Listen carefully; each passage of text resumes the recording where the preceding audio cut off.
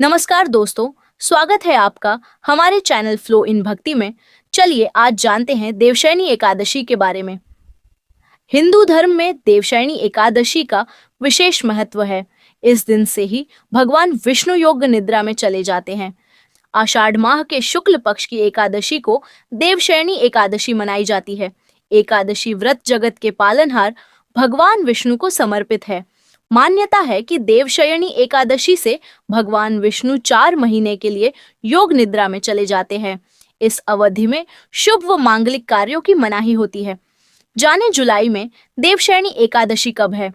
हिंदू पंचांग के अनुसार एकादशी तिथि 5 जुलाई को शाम 6:58 पर प्रारंभ होगी और 6 जुलाई को रात 9:14 पर समाप्त होगी।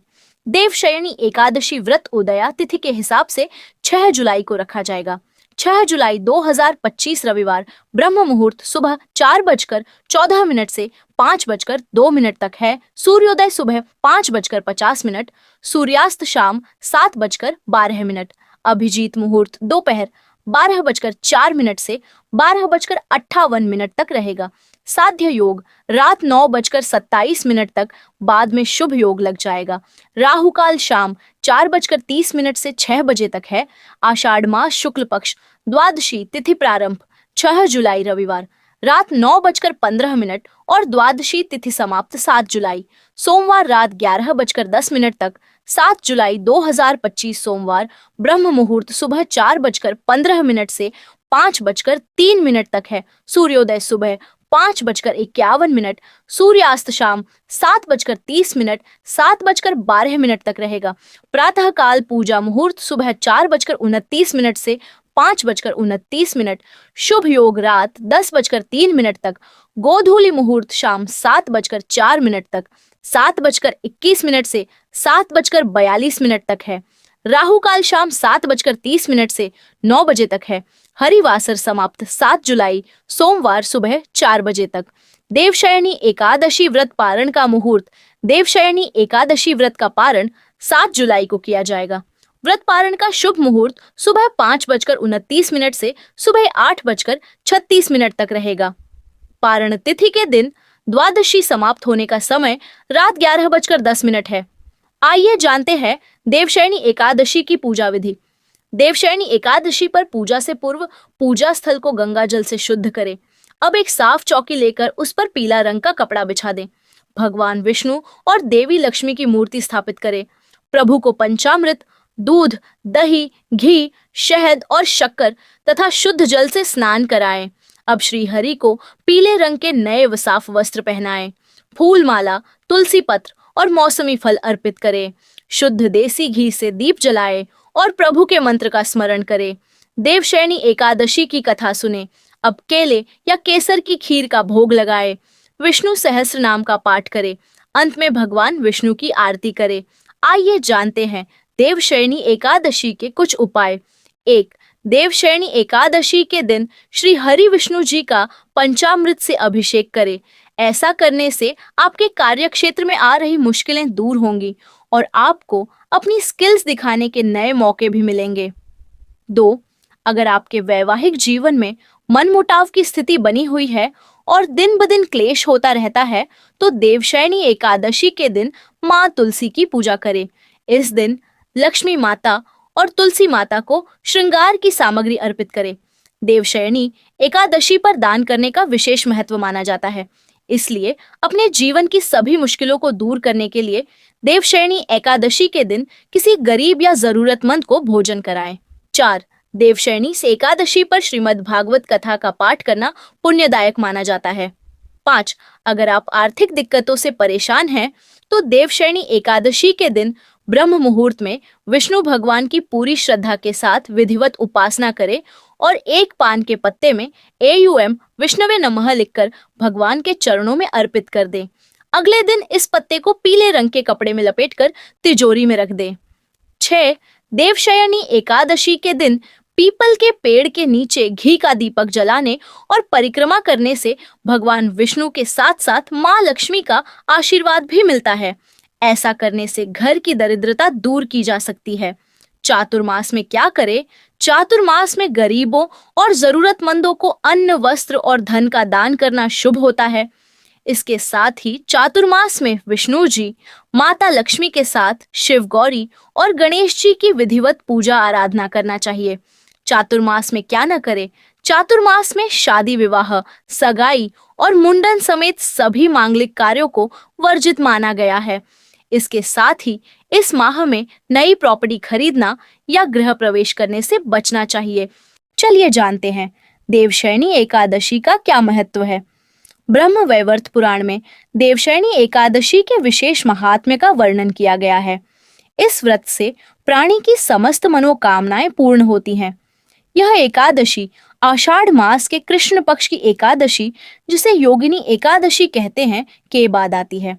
आषाढ़ मास के शुक्ल पक्ष की एकादशी को ही देवशयनी एकादशी कहा जाता है।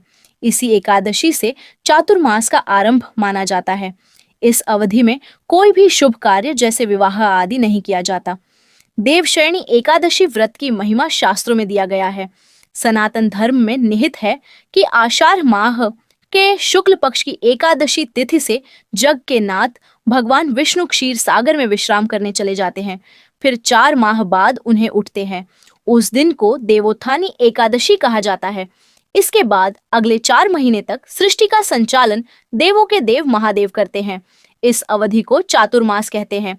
अतः देवशयनी एकादशी के दिन भक्ति भाव से लक्ष्मी नारायण जी की पूजा की जाती है। देवशयनी एकादशी को देव देवशयनी, महा एकादशी, थोली एकादशी तेलुगु, हरिदेव शयनी, पद्मनाभा शयनी तथा प्रबोधनी एकादशी भी कहा जाता है। आई सुनते हैं देवशयनी एकादशी व्रत कथा। धर्मराज युधिष्ठिर ने कहा, हे केशव, आषाढ़ शुक्ल एकादशी का क्या नाम है? इस व्रत के करने की विधि क्या है और किस देवता का पूजन किया जाता है? श्री कृष्ण कहने लगे कि हे युधिष्ठिर, जिस कथा को ब्रह्मा जी ने नारद जी से कहा था, वही मैं तुमसे कहता हूँ। एक बार देवर्षि नारद जी ने ब्रह्मा जी से इस एकादशी के विषय में जानने की उत्सुकता प्रकट की। तब ब्रह्मा जी ने उन्हें बताया, सतयुग में मांधाता नामक एक चक्रवर्ती सम्राट राज्य करते थे। उनके राज्य में प्रजा बहुत सुखी थी, किंतु भविष्य में क्या हो जाए यह कोई नहीं जानता। अतः वे भी इस बात से अनभिज थे कि उनके राज्य में शीघ्र ही भयंकर अकाल पड़ने वाला है। उनके राज्य में पूरे 3 वर्ष तक वर्षा न होने के कारण भयंकर अकाल पड़ा। इस अकाल से चारों ओर त्राही त्राही मच गई। धर्म पक्ष के यज्ञ, हवन, पिंडदान, कथाव्रत आदि में कमी हो गई। जब मुसीबत पड़ी हो तो धार्मिक कार्यों में प्राणी की रुचि कहाँ रह जाती है। प्रजा ने राजा के पास जाकर अपनी वेदना की दुहाई दी। राजा तो इस स्थिति को लेकर पहले से ही दुखी थे। वे सोचने लगे कि आखिर मैंने ऐसा कौन सा पाप कर्म किया है जिसका दंड मुझे इस रूप में मिल रहा है। फिर इस कष्ट से मुक्ति पाने का कोई साधन करने के उद्देश्य से राजा सेना को लेकर जंगल की ओर चल दिए। वहां विचरण करते करते एक दिन वे ब्रह्मा जी के पुत्र अंगिरा अर्षि के आश्रम में पहुंचे और उन्हें साष्टांग प्रणाम किया। अर्षिवर ने आशीर्वचनोपरांत कुशल क्षेम पूछा। फिर जंगल में विचरने व अपने आश्रम में आने का प्रयोजन जानना चाहा। तब राजा ने हाथ जोड़कर कहा, महात्मन, सभी प्रकार से धर्म का पालन करता हुआ भी मैं अपने राज्य में दुर्भिक्ष का दृश्य देख रहा हूँ। आखिर किस कारण से ऐसा हो रहा है? कृपया इसका समाधान करें। यह सुनकर महर्षि अंगिरा ने कहा, हे राजन, सब युगों से उत्तम यह सतयुग है। इसमें छोटे से पाप का भी बड़ा भयंकर दंड मिलता है। इसमें धर्म अपने चारों चरणों में व्याप्त रहता है। ब्राह्मण के अतिरिक्त किसी अन्य जाति को तप करने का अधिकार नहीं है, जबकि आपके राज्य में एक शूद्र तपस्या कर रहा है। यही कारण है कि आपके राज्य में वर्षा नहीं हो रही है। जब तक वह काल को प्राप्त नहीं होगा, तब तक यह दुर्भिक्ष शांत नहीं होगा। दुर्भिक्ष की शांति उसे मारने से ही संभव है, किंतु राजा का हृदय एक निरपराध शूद्र तपस्वी का शमन करने को तैयार नहीं हुआ। उन्होंने कहा, हे देव, मैं उस निरपराध को मार दूं, यह बात मेरा मन स्वीकार नहीं कर रहा है। कृपा करके आप कोई और उपाय बताएं। महर्षि अंगिरा ने बताया, आषाढ़ माह के शुक्ल पक्ष की एकादशी का व्रत करें। इस व्रत के प्रभाव से अवश्य ही वर्षा होगी। राजा अपने राज्य की राजधानी लौट आए और चारों वर्णों सहित पद्मा एकादशी का विधि पूर्वक व्रत किया। व्रत के प्रभाव से उनके राज्य में मूसलाधार वर्षा हुई और पूरा राज्य धन धान्य से परिपूर्ण हो गया। ब्रह्मवैवर्त पुराण में देवशयनी एकादशी के विशेष महात्म्य का वर्णन किया गया है। इस व्रत से प्राणी की समस्त मनोकामनाएं पूर्ण होती है। ये था आज का वीडियो। जानकारी अच्छी लगी हो तो वीडियो को जरूर लाइक करें और कमेंट में हरिओम जरूर लिखें। जय श्री कृष्ण।